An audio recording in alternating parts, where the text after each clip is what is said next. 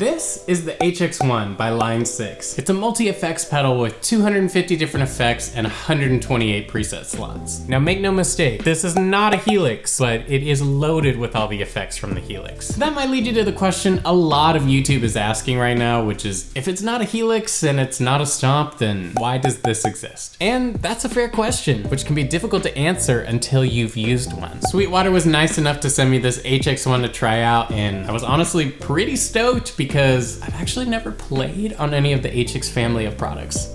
Bro, you've never played on a Helix? Yeah, I mean, I played on a Stomp at a Starbucks for 5 minutes once, but I didn't set it up or anything. I just don't even know how that's possible. Maybe that gave me a leg up for some creative thinking about what this little mystery box is meant to be, because based on the videos I'm watching on YouTube, the HX1 is a little misunderstood. So let's start from the top. First and foremost, the HX1 is a multi-effects pedal, meaning it can do just about any sort of effect you're looking for. Maybe you need a sweet light overdrive sound.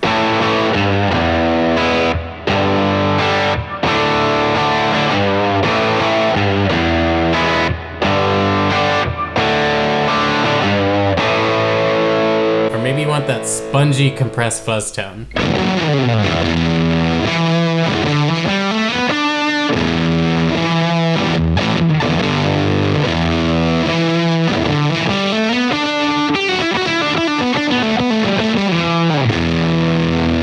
Or maybe you need a retro chorus tone.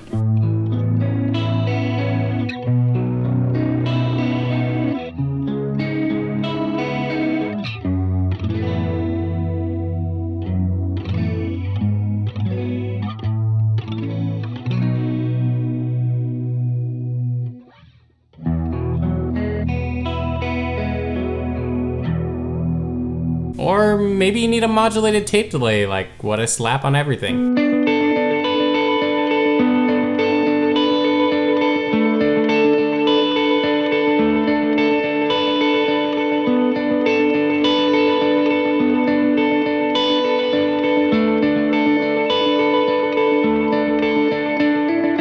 Or maybe we need to create some lush soundscapes with a sparkling reverb.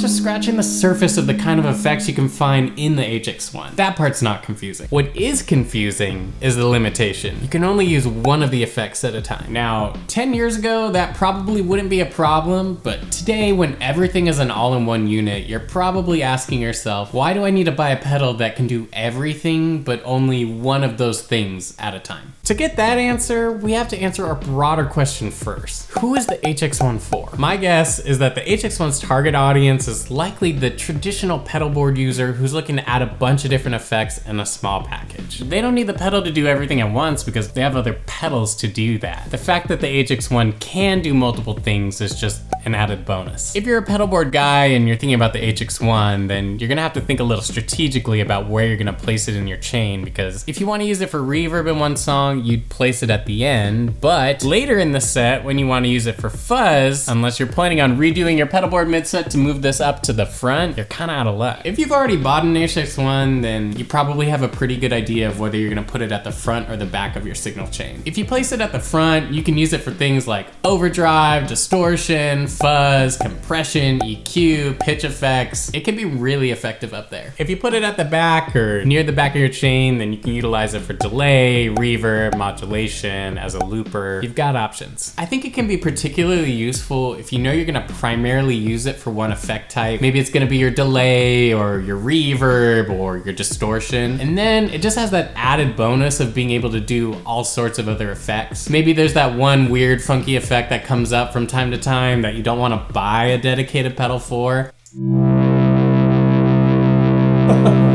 This pedal can probably do it also, so it becomes a money and space saving tool. But here's where I differ from a lot of the YouTube videos I've seen. I think there's a second group that the HX1 has great potential for, and that's the guitarist utilizing an all-in-one modeler like a quad Cortex. Obviously, if you have a Helix, getting an HX1 to put into your effects loops is probably gonna be a little redundant, but for someone like myself, the HX1 is actually pretty interesting. You can loop this pedal into the 2 different effects loops on the quad Cortex. Then you can move those effects loops around in the quad Cortex, depending on how you're planning on utilizing the HX1 in your preset or for your song. Then you could go another step further and utilize the MIDI capability of the quad Cortex to control your preset changes in the HX1, which is pretty sleek. This can be the perfect solution for some of those sounds you just can't quite recreate in the quad Cortex without a series of pedals. So let's say for the first song on the set, I really want to use the warbly retro wheel sound. So what I've done is taken an effects loop and I've placed it before my amp but after my overdrives.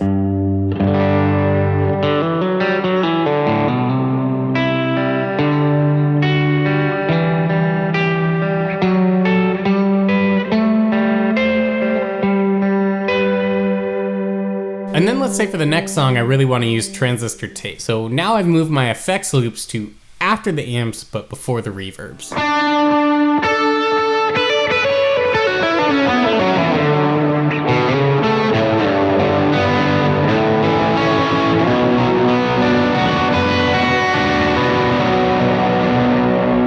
And boom, I was able to get both of those sounds without having to rewire or physically move the HX1 on a pedal board. Is it overkill? Well, that depends on who you ask, but for the group of guitarists who like using pedals with their quad Cortex, their Kemper, or whatever, the HX1 can actually be pretty game-changing. For those of you who say things like, this particular effect in the quad Cortex doesn't quite cut it for me, but you like the sound of the Helix effects, then this can be the perfect solution to get you a ton of different sounds without having to bring a bunch of different pedals. There's one more feature I think we should look at because it is pretty unique, and it's called FLUX. FLUX is essentially parameter automation. You could have your effects set in one setting and then press this FLUX button and then have it swell at a controlled rate to a new setting. This is something that I haven't, at least to my knowledge, been able to do with any other pedal I've owned, and you could definitely get very musical with this feature, especially in terms of performing a song live. Maybe you're playing with a light overdrive sound on the verse and you want to crescendo into that big distortion sound on the chorus. FLUX allows you to do that without jumping directly from point A to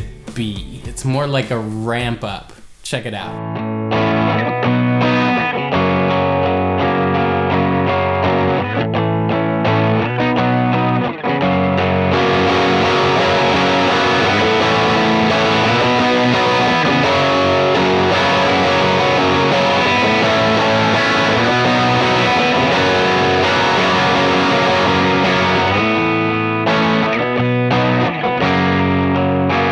I really love the HX1 pedal a lot more than I honestly thought I would. I think the effect quality is really, really good, and I think the potential to utilize this for some highly specific effects in my modeling rig is pretty intriguing. It gets 5 fins from me, and it's something I'm really looking forward to exploring more in future videos. If you want to grab an HX1 for yourself or just learn more about it, I've got a link to it in the description. Again, huge thank you to Sweetwater for sending me the HX1. Sweetwater is the place to go for all of your gear needs. They have amazing customer service. They're super knowledgeable. The shipping's fast. They're awesome. Be sure to leave a like on the video before you head out and subscribe to the channel if you're new. And I want to hear from you, so comment down below how you've been using the HX1, and I'll catch you next time. Yeah, I played on a Stomp at a Starbucks a lot more than I thought I would.